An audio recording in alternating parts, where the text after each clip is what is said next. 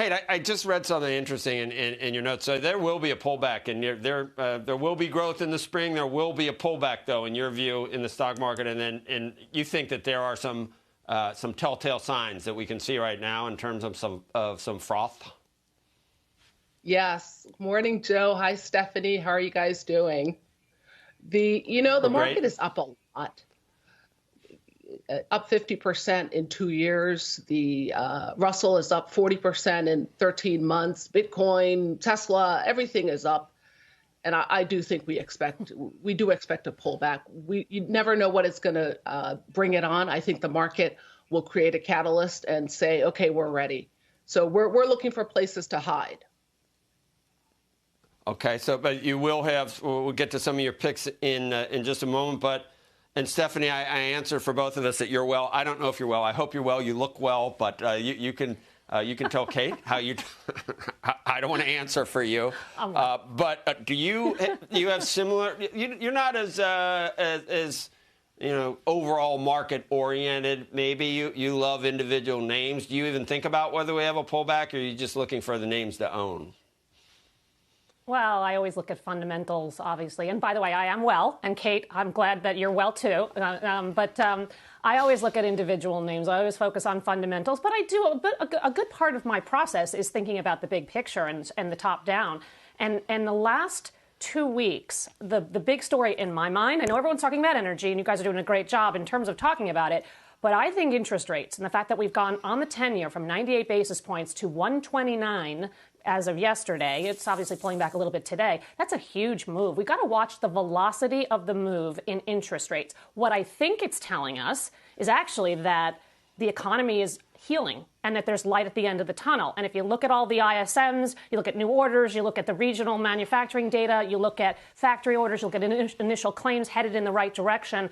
Those are all good signs. Then you add on, we're making progress on distributing the vaccines. Then you add on, COVID cases are falling. So I think rates are telling you growth is going to be better in 2021. And I do believe GDP growth will surprise to the upside. And I think that also means S&P earnings are going to surprise to the upside, maybe to the tune of 30% growth, which not a lot of people are talking about. And that in turn means there's been this rotation in the market, more towards value, more towards cyclicals.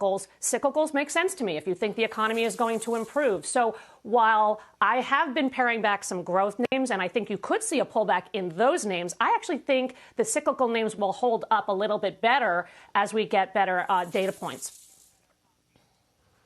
It's kind of weird that the quality 10-year yields going up, bonds going down, but you got junk, and high yield and all these. I just wonder whether people are just moving out on the risk curve and selling some of the good stuff. So I don't know how to interpret that. Okay, let's get to some of your names, and then we'll get back and get some of Stephanie's names.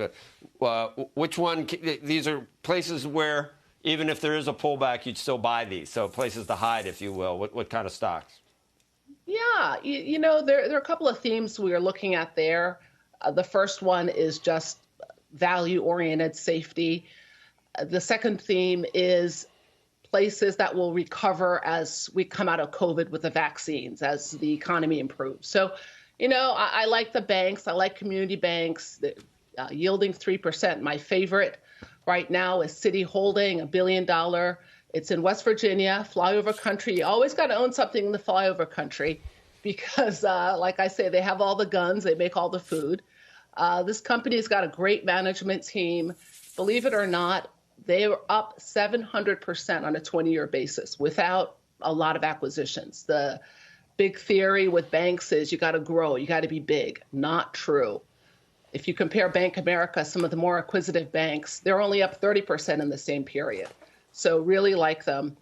Another name I really like is Visa. Visa has not participated, lagged the market about 15% in the past year, mainly because of the on-premise business.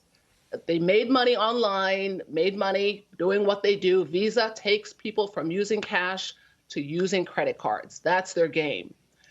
But because of the problems with on-premise, because of COVID, Visa has struggled. I think Visa still makes 50 cents on every dollar of revenue. Visa is a highly profitable company. I think Visa could do well. Last name I would point to is United. Go on. No, oh, no, I was just going to say, I want to get some from Stephanie, but your last name is quickly? United Physical Therapy, USPH. They own a string of physical therapy clinics around. So if you think every time Teladoc did well, United Physical did poorly because people weren't getting physical therapy in person. I think demand is going to surge for this company. Again, high quality. It's a smaller cap name. I think it's going to do very well. Shepard Smith here. Thanks for watching CNBC on YouTube.